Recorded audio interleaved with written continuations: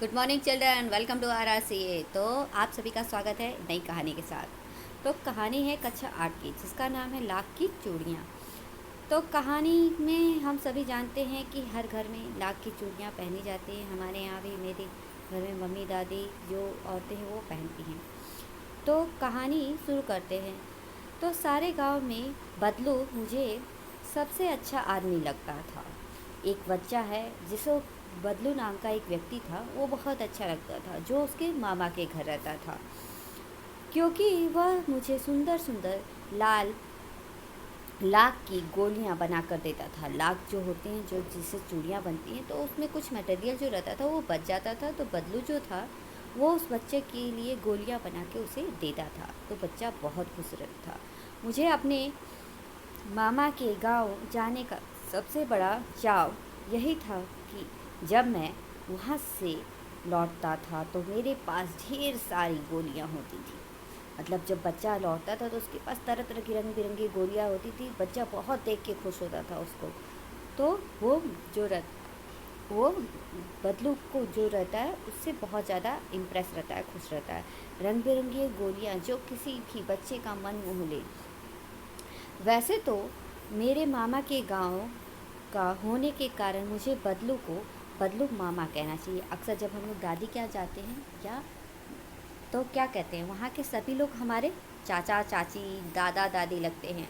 और वही नानी के यहाँ जाते हैं तो क्या होता है कि वहाँ के सभी लोग मामा मामी नाना नानी यही लगते हैं। तो जो बच्चा रहता है उसके लिए तो बदलू मामा के घर का था, तो उसके लिए वो मामा लगता। लेकिन जब वो वहाँ जाता, परंतु क्या होता है कि जब वहाँ पे जाता है तो सभी लोग उसको बदलू मामा की जगह बदलू काका कह के बुलाते। तो बच्चा भी था, तो जैसा सुनते हैं हम वैसा करते हैं, तो वो भी उनको क्या कहता, बदलू काका कहता था। जैसा कि गांव के सभी बच्चे कहा करते थे, बदलू का मकान कुछ ऊंचे पर बना था। बदलू काका जो थे उनका मकान थोड़ा ऊंचाई पे बना था। मकान के सामने बड़ा सा सहन था, जिसमें एक पुराना नीम का वृक्ष था। उसी के नीचे बैठकर बदलू अपना काम किया करता था। मतलब नीम के वृक्ष के नीचे ही बैठ के वो जो बदलू काका थे वो चूड़ियाँ बनाया करते थे। बगल में भट्टी दहकती रहती, जिसमें वह लाख पिघलाया करता। हम सभी जानते हैं लाख की चूड़ियाँ जब बनती है तो क्या होता है, उसको पहले गर्म करते हैं, फिर उसके बाद पिघलाते हैं, फिर उसको ठंडा होने के लिए रख देते हैं। जब हल्का ठंडा हो जाता है तो उसको सांचे पे डाल के उसको आकार दिया जाता है। तो वो जो बदलू काका रहते हैं वो भी वैसा ही करते हैं। सामने एक लकड़ी की चौखट पड़ी रहती, जिस पर लाख के मुलायम होने पर वह उसे सहला के सामान पतला करके चूड़ी का आकार देता। मतलब जैसा आकार उसको चाहिए था, मोटा पतला, उसको आकार दे के चूड़ी बनाता।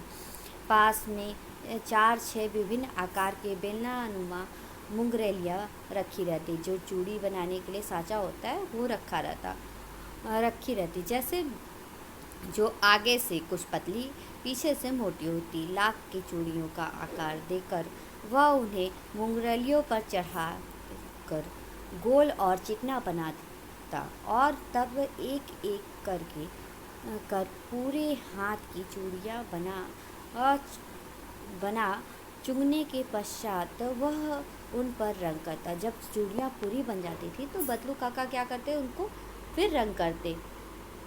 बदलू का यह कार्य सदा ही एक मछिए पर बैठकर किया करता था। बदलू काका जो थे वो एक मछिया रहता है, जो खटिया के आकार का छोटा सा रहता है, उस पर बैठ के करते थे, जो बहुत ही पुराना था, क्योंकि वो काफ़ी ज़्यादा गरीब परिवार से थे तो नया नहीं ले सकते थे। इसलिए वो क्या करते, उसी पुरानी मछिए पे बैठ के काम करते। बगल में ही उनका हुक्का रखा रहता। वो हुक्का पीते थे, इसलिए बगल में हुक्का रखा रहता, जिसे वह बीच बीच में पीता रहता। गांव में मेरा दोपहर का समय अधिकतर बदलू के पास बीतता। जो बच्चा था वो बदलू काका के पास ही दोपहर में उसका समय बीता था। वह मुझे लल्ला कहा करता। जो बदलू काका थे वो उस बच्चे को लल्ला कहता। जब हम कभी जाते हैं गांव में तो हम लोग को भी कई कई नामों से बुलाया जाता है, तो उसको भी वो लल्ला कहता। मेरे पहुंचते ही वह मेरे लिए तुरंत वह मछिया मंगा देते। जब देखते कि वो बच्चा आ रहा है तो वो अपने घर वालों से कहते कि एक मछिया और ले आओ उसको बैठने के लिए, और मछिया मंगा देते। मैं घंटों बैठे बैठे उसे इस चूड़ियाँ बनाते देखता रहता। लगभग रोज ही वह 4-6 जोड़े चूड़ियाँ बनाता। पूरा जोड़ा बना लेने पर वह उसे बेलन पर चढ़ाकर कुछ क्षण चुपचाप देखता रहता, मानो वह बेलन न होकर किसी नववधू की कलाई हो। मतलब जब वो चूड़ियाँ बनाता तो वो चूड़ियों को इतना ध्यान से देखता कि वो जैसे किसी की कलाई में वो चूड़ियाँ पहनाया हुआ हो। बदलू मनिहार था। चूड़ियाँ बनाना उसका पैतृक पेशा था।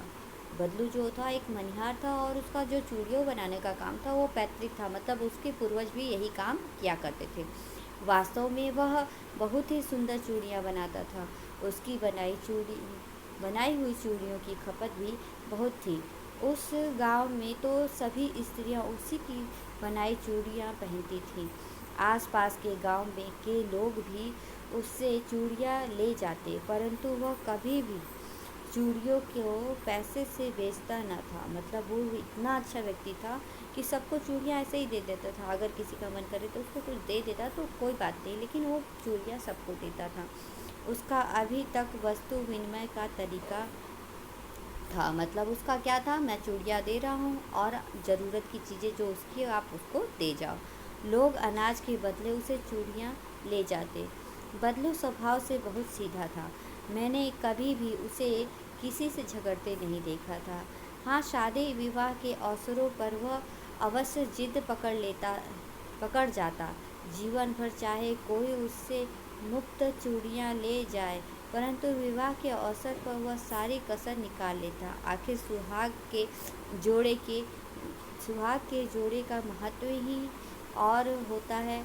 मुझे याद है मेरे मामा के यहाँ किसी लड़की के विवाह पर जरा सी किसी बात पर बिगड़ गया था और फिर उसको लोहे लग गए मनाने में लोहे लग गए थे। मतलब लोहे के चने चबाने पड़ गए थे, वो इतना जल्दी मानने वाला नहीं था। विवाह में इसी जोड़े का मूल्य इतना बढ़ जाता था कि उसके लिए उसकी घरवाली को सारे वस्त्र मिलते, ढेरों अनाज मिलता, उसको अपने लिए पगड़ी मिलती और रुपए भी मिलते सो अलग से।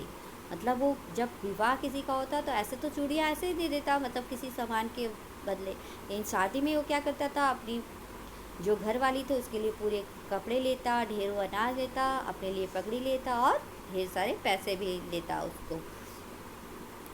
फिर क्या होता कि यदि संसार में बदलू को किसी बात से चिढ़ थी तो वह थी कांच की चूड़ियाँ।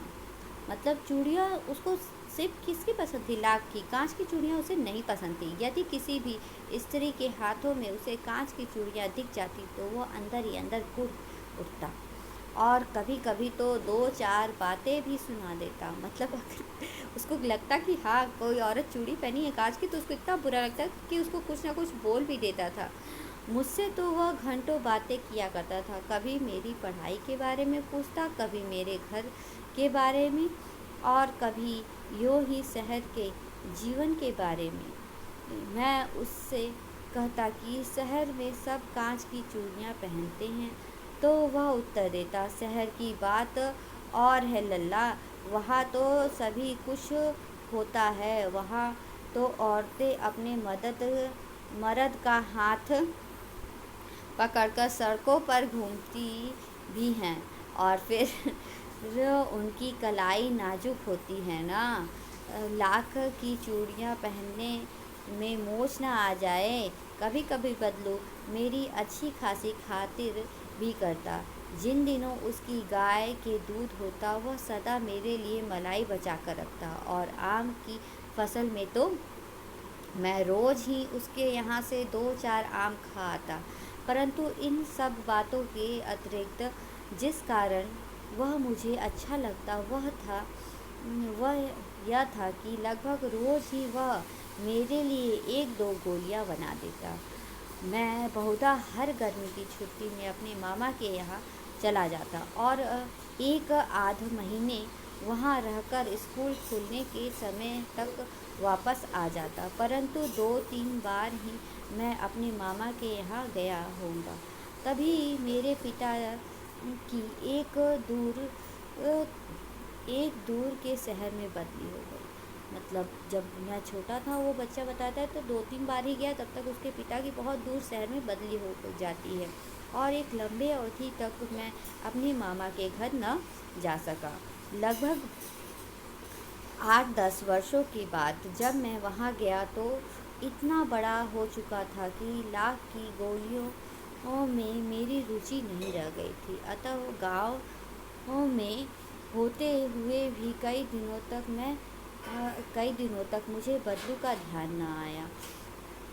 इसी बीच मैंने देखा कि गांव में लगभग सभी स्त्रियां कांच की चूड़ियां पहने हैं। बिरले की हाथों में मैंने लाख की चूड़ियां देखी। तब एक दिन सहसा मुझे बदलू का ध्यान हो गया। बात यह हुई कि वर्षा में मेरे मामा की छोटी लड़की आंगन में फिसलकर गिर पड़ी और उसके हाथ में कांच की चूड़ियां टूटकर और उसकी कलाई में घुस गई और उससे खून बहने लगा। मेरे मामा उस समय घर पर न थे। मुझे मुझे ही मुझे ही सोचा मुझे ही उसकी मरहम पट्टी करनी थी। तभी सहसा मुझे बदलू का ध्यान हो आया और मैंने सोचा कि उससे मिल आऊं। अतः शाम को मैं घूमते घूमते इसके घर चला गया। बदलू वही चबूतरे पर नीम के नीचे एक खाट पर लेटा था। नमस्ते बदलू काका, मैंने कहा। नमस्ते भैया, उसने मेरी नमस्ते का उत्तर दिया और खाट पर बैठ गया, परंतु उसने मुझे पहचाना नहीं और देर तक मेरी ओर निहारता रहा।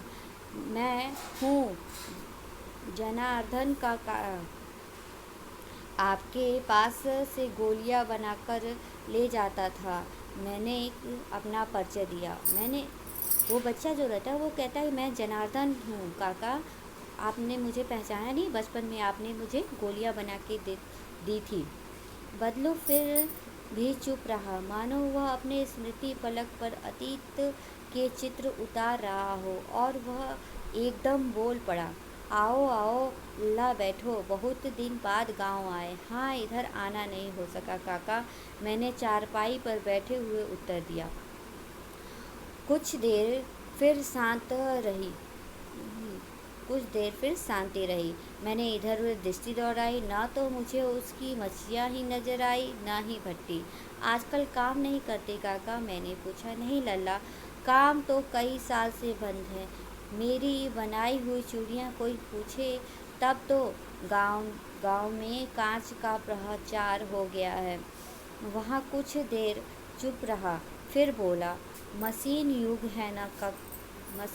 है ना यह लल्ला, आजकल सब यहाँ काम मशीन से होता है। खेत ही मशीन से जोते जाते हैं और फिर जो सुंदरता कांच की चूड़ियों में होती है लाख में कहाँ संभव है। लेकिन कांच बड़ा खतरनाक होता है, बड़ी जल्दी टूट जाता है। मैंने कहा, नाजुक तो फिर होता है ही है लल्ला। कहते कहते उसे खांसी हो आ गई और देर तक खांसता रहा। मुझे लगा उसे दमा है। अवस्था के साथ साथ उसका शरीर ढल चुका था। उसके हाथों पर और माथे पर नसें उभर आई थी। जाने कैसे उसने मेरी शंका भांप ली और बोला, दमा नहीं है, मुझे फसली खांसी है। यही 1-2 महीने से आ रही है, 10-15 दिन में ठीक हो जाएगी। मैं चुप रहा। मुझे लगा उसके अंदर कोई बहुत बड़ी व्यवस्था छुपी है। मैं देर तक सोचता रहा कि इस मशीन युग के कितने हाथ काट दिए हैं, इस मशीन युग ने कितनों के हाथ काट दिए हैं। मुझे देर फिर शांति रही जो मुझे अच्छी नहीं लगी। आम की फसल अब कैसी है काका? कुछ देर के पश्चात मैंने बात का विषय बदलते हुए पूछा। अच्छी है लल्ला, बहुत अच्छी है, उसने लह कर उत्तर दिया और अंदर अपनी बेटी को आवाज़ दी, अरे रज्जो, लल्ला के लिए आम तो ले आ। फिर मेरी ओर मुखातिब होकर बोला, माफ़ करना लल्ला, तुझे तुम्हें आम खिलाना भूल गया था। नहीं नहीं काका, आम तो इस साल बहुत खाए हैं। वाह वाह, बिना आम खिलाए कैसे जाने दूँ तुमको। मैं चुप हो गया। मुझे वे दिन याद आ गए जब मैं वह मेरे लिए मलाई बचा कर रखता था। गाय तो अच्छी है ना काका, मैंने पूछा। गाय कहाँ है लल्ला, 2 साल हुए बेच दी, कहाँ से खिलाता। इतने में रजो उसकी बेटी अंदर से एक डलिये में आम ढेर से आम ले आई। और यह तो बहुत है काका, इतने कहाँ खा पाऊँगा, मैंने कहा। वाह वाह, वह हंस पड़ा। शहरी ठसरे न, मैं तुम्हारी उम्र का था तो वो उससे चौगुनी आम का एक वक्त में खा जाता था। आप लोगों की बात और है, मैंने उत्तर दिया। अच्छा बेटी, लल्ला को 4-5 आम छाँट कर दो, सिंदूरी वाले देना। देखो लल्ला कैसे हैं, इसी साल यह पेड़ तैयार हुआ है। रजो ने 4-5 आम अंजलि में लेकर मेरी ओर बढ़ा दिए। आम लेने के लिए मैंने हाथ बढ़ाया तो मेरी निगाह एक क्षण के लिए उसके हाथों पर ठिसक गई।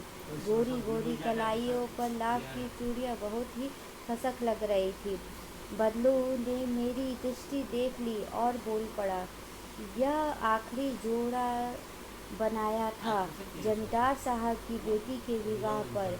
10 आने पैसे मुझको दे रहे थे, मैंने जोड़ा नहीं दिया, कहा शहर में से ले आओ। मैंने आम ले लिया और खा कर थोड़ी देर के पश्चात चला आया। मुझे प्रसन्नता हुई कि बदलू ने हार कर भी हार नहीं मानी थी। उसकी व्यक्तिगत कांच की चूड़ियाँ जैसे ना थी कि आसानी से टूट जाती। कहानी यही समाप्त होता है बच्चों। कहानी में हमने देखा कि एक ऐसा व्यक्ति जो मतलब गरीबी से जूझ रहा था, लेकिन उसने अपनी ईमानदारी, अपना शान नहीं छोड़ा। तो बच्चों, हम लोग को भी ऐसा ही करना चाहिए। हम लोग को हमेशा क्या करना चाहिए, ईमानदारी से रहना चाहिए और कभी भी किसी गलत चीज़ का साथ नहीं देना चाहिए। तो उम्मीद करती हूँ बच्चों, कहानी आपको पसंद आई होगी। Good bye children, have a nice day.